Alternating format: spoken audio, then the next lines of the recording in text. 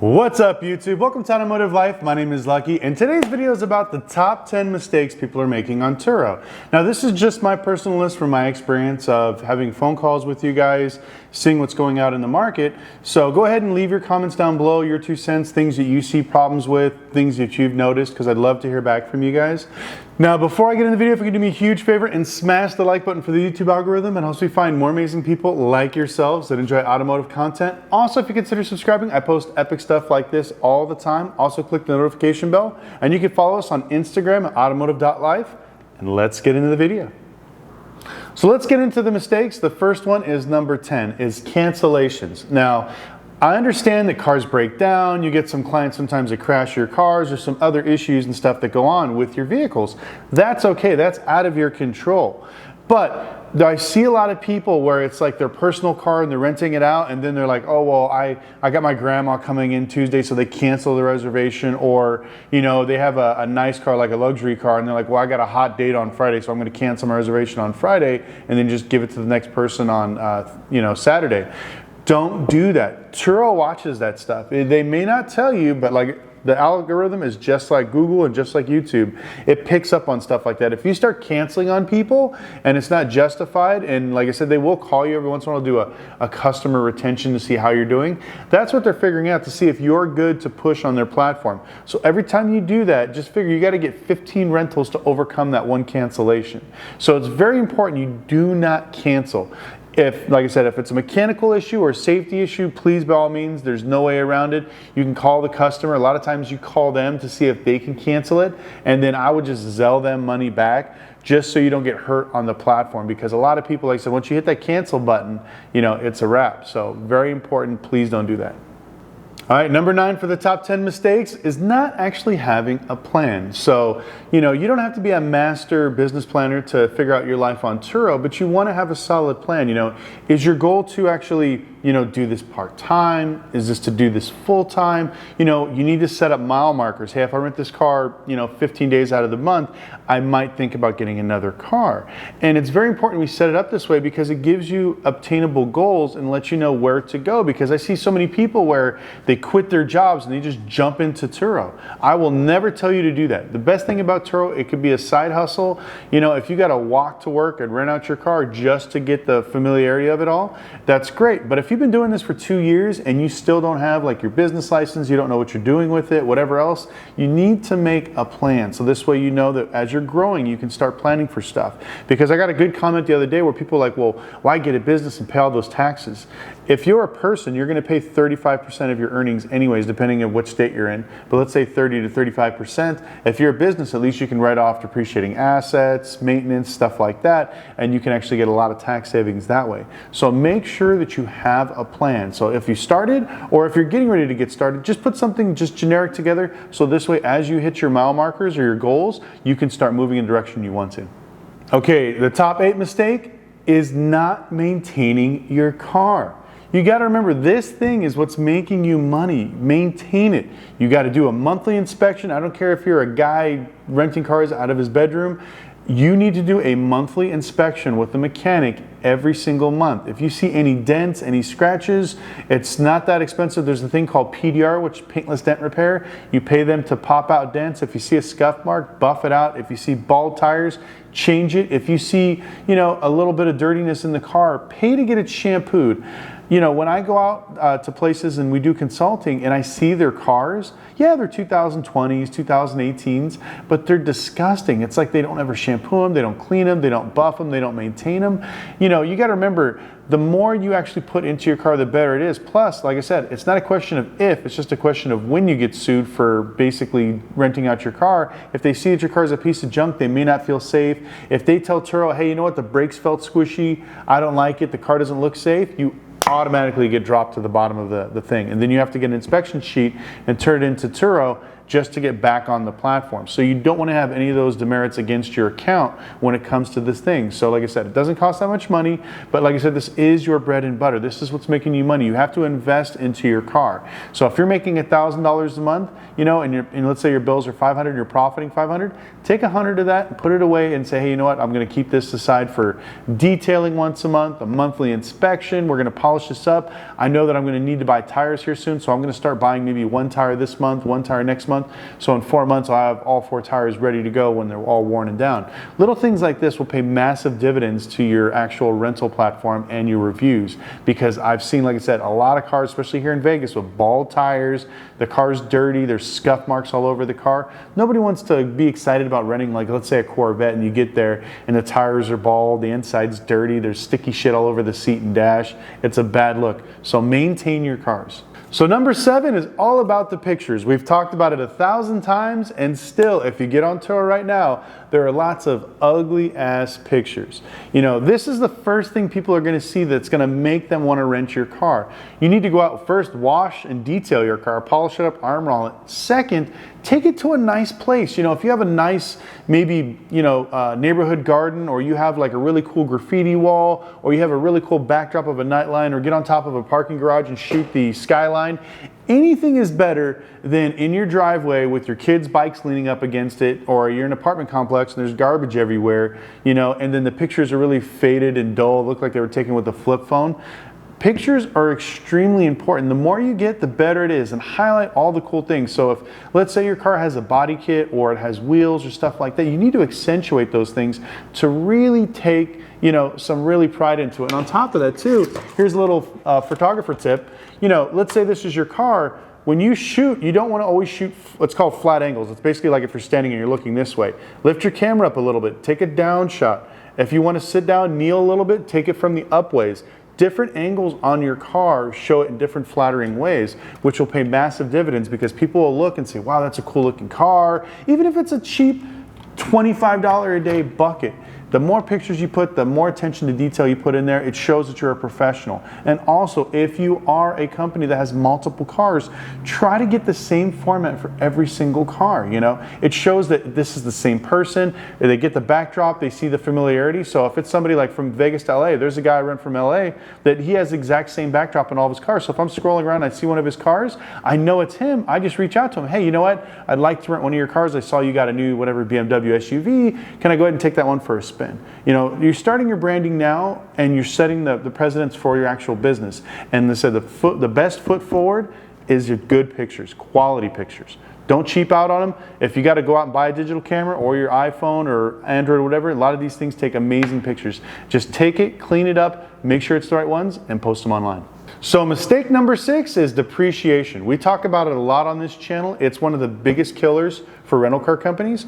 So if you're renting out your personal car, you need to make sure that you add on additional $100, $200 a month to your car payment to make sure you compensate for the miles and stuff that you're putting on it, especially if you're doing hire car. If they're using your car for delivery, stuff like that, you need to pay down this depreciation, because it's easier to come up with an extra $100, $200 a month than when you go to trade it in and you're $10,000, $15,000 upside down at the end of 2 years. So this is very important. You never want to have problems with your car being less or worth less than what you actually owe. And this will be a good business practice to get into, because once you start building your fleet, it's already wired into your brain. So if you got 10, 15 cars and you get 2 years out of them and you go trade in all 10, 15 and you're $5,000 upside down in each one, that's a lot of money. So if you set the precedents now and you actually start paying down your cars, you won't have to worry about that. Now, if you own your car cash, still think this way. So every time you get X amount of dollars for your car, you put that aside into your bank account for an actual down payment for another car. So this way, by the time this car maybe has mechanical issues, maintenance issues, whatever else, or it's just high miles and you're ready to get rid of it, you have a down payment already saved up for your next car, which hopefully will buy your new car before you actually let your old one go. But like I said, depreciation is a huge killer, and you guys need to think about this, because I know Turo is fun and it's side money, but this is also a real business and you need to treat it like one. So make sure you take depreciation into account. So mistake number 5 is knowing your local economy. What I mean by that is different areas and different states have different economy thresholds, where let's say you're you're a booming industry business, you're in maybe like downtown LA, or you're in Las Vegas, or you're Miami Beach, and it's very economically driven by tourism and other things like that. That's something you need to pay attention to in your thing. So if you're sitting here watching from Billings, Montana, I would definitely not recommend getting these type of cars. Also, if you're in a blue collar area, I know everybody wants to rent out exotic cars and luxury cars and stuff like that, but if you're in this like economic depressed area, you should probably get cheap cars and work trucks. You shouldn't be out getting Corvettes and Escalades and stuff like that, because it's not going to fit your demographic. So pay attention to your local economy, see what the most budgeted vehicles are for that area, and go that route. Mistake number 4 is seasonal markets. Now, Las Vegas, it's summer year round. You can rent cars, trucks, SUVs, convertible sports cars. That's just our particular market. A lot of people make a lot of big mistakes with getting convertible cars in, let's say, somewhere like Minnesota or in Canada or Toronto or something like that. You need to make sure that you're intact of your seasons, because you'll hear these people, oh, I'm renting slingshots and I'm making tons of money, and I bought it for 15 grand and I'm making $300 a day, I'm just killing it. But it's only rented maybe 3 to 6 months out of the year. This is something very important that people need to pay attention to. There are seasonal markets. You will be busy sometimes in the summer, or let's say you're in Aspen, Colorado. The wintertime is actually more busier for you there. So you need to learn your local season market along with your local economy to figure out what's the best plan for you. Because I'll be honest with you, if you're anywhere in the Midwest, I would literally just get economy cars and trucks and SUVs. Don't even think about luxury cars. Don't think about exotic cars. Just get to the basic bones of business, And so once you learn your market and you get a little comfortable and you see how people are renting cars and how the flow is, then you can go ahead and decide to make these crazy purchases. Because like I said, if you buy all these, let's say, sports cars, exotic cars, I've talked about it before in another video of mine. A friend of mine has a bunch of vineyards in Washington State. He's booming for 4 months out of the year. After that, it's crickets. But his business is designed to maximize his money during those 4 months, and he has the capital and the businesses to support those when they're not making money. So don't get in the mistake of, oh wow, well, summertime was great. I made, thousands of dollars off of Turo. Let me go out and buy 7 cars. And then you hit the wintertime and all of a sudden your market dies and you don't know why, and now you're buried with a bunch of car payments. So it's very important that you make sure you pay attention to seasonal markets. All right, mistake number 3, which is a huge one, picking the wrong car. Now, there's a million ways you can pick the right car and the wrong car, and I always have people saying, what's the best car to pick? It's very hard to explain. So the way I'm going to explain this to you is there's going to be 4 things that kind of factor into it. First one is going to be your budget. I always tell people, if you're just starting Turo, buy a car that you're okay with driving. So if Turo doesn't work out or you don't make any money, at least you can drive the car and you pay for it and you're not like regretting buying your purchase. The second thing is your market pricing. You need to look out and see what's going out there. I know everybody, like I said, wants to rent exotic cars and sports cars, but if you bought a Lamborghini and you're in the middle of Iowa, it's not going to do that well, and then you're going to get screwed up as far as pricing, rentals, and your overhead's just going to get crushed. Also, like I said, the seasonal thing comes into that one too. You need to make sure that if you're in the Pacific Northwest or in the East Coast up north, it snows there. I would get a luxury SUV, so this way you can get more rentals out of it. And then the next one after that is you got to think about maintenance, depreciation, and then when you sell it, because a lot of these people are like, oh, I'm going to get this car. Let's say it's a Maserati Ghibli. It's a cheap luxury car. People overpay for it. But if you're in an area where it's 300-400 miles away from any type of Maserati dealership, I wouldn't do it, because if you break down or have an incident, now you're going to have to tow it 300 miles to get it serviced. So these are some of the little things you need to think about when you're picking your car. But the biggest thing I always tell people about is your budget. Don't try to impress anybody. Don't try to get the flashiest car and like, this is what I got to have. Just get something that'll start making you money and let you learn the business as you go. That's the most important thing. Mistake number 2 is pricing. People don't have a clue of what they're doing when it comes to pricing. Now, I'm one of these people that's always going to tell you, always put it on auto pricing. And I know you guys are going to be triggered and be like, well, why? They're going to give away my $60 car a day for $40. I'm just going to get ripped off.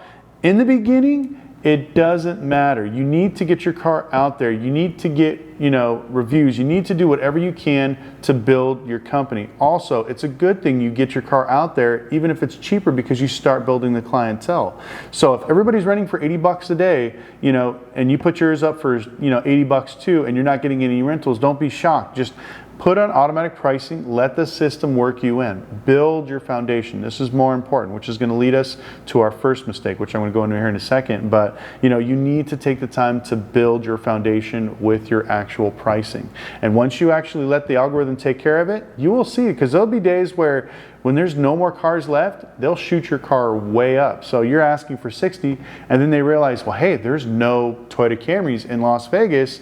So your car just went from $60 to $120 a day, and you get somebody that randomly books it for 3 days out of the week. Now you're good to go, you're set, and like I said, there's definitely benefits when it pays for the algorithm. But a lot of people, their Turo businesses start off too slow because they don't take the time and actually set their pricing up correctly, so this way you can start getting on the platform. So quit trying to make all the money in the beginning, and I promise you, you'll get more money down the road. So this is the top mistake that I see on Turo right now, and this is not caring about your reviews. Now, people say they care about your reviews, but you need to live and die by your reviews. We just talked about before, like your pricing and everything else. Your pricing is tied into your reviews. The more reviews you get, the faster you get boosted up. Then you get to super host, pro host, everything else, and your numbers just shoot up, because the algorithm is going to push you to the top every time somebody's looking for a car, because now you're a trusted individual. And when it comes to reviews, I've given away money, I've given away cars. To me, it's the most important thing. So, if you have a car and you're worried about, let's say it going out every single day, do the auto pricing, clean it up. Every time somebody comes, say, hey, you know what? I won't charge you for gas, just leave me a review. Every time you do that, ask for a review. Hey folks, thank you so much, ask for a review. I have people when they're like, hey man, the car, check engine light came on, whatever else. Hey, no problem. If you can give me your Zelle, I'll Zelle you $20, or I'll cash app you 20 bucks. If you can leave me a positive review, and thank you so much for letting me know that my car has an issue. Or if it's dirty, the last customer didn't get to it, or we weren't able to detail it, these things will happen in your, thing of business. If they complain, give them their money back and send it to Zelle, so this way you can keep the actual thing. Say, look, I'll send you the money. All that I ask is, can you put a positive review? Say, hey, he took care of us. He's an outstanding guy. Enjoyed the car. Thank you so much. You need to treat this, like I said, like your lifeblood, because, I made a video a few weeks ago about talking about one of my friends that, he had, I think, over like 200 and something reviews, but he got like 5 bad calls in a row where he basically told customers to go pound sand. He wouldn't refund money. He was charging people stuff. He didn't really care about the reviews, wasn't taking care of the customers, and Turo kicked him off his platform. And I think it was like 34 cars or 40 cars. So he lost that stream of revenue. Now he's starting up from ground level with his rental license and with a hire car. But these are some of the things, like I said, that crush you and literally stop the momentum of building your Turo business. So any type of thing you need to worry about right now is all about reviews. Just make sure you take care of the customers. Don't worry about the money. The money will come once you have the reviews and you have the reputation. And then, like I said, if any type of issues happen, always offer the customer a cash back rebate. Say, you know what, I'm going to Zelle you money, I'm going to cash app you, and I promise you it'll pay massive dividends.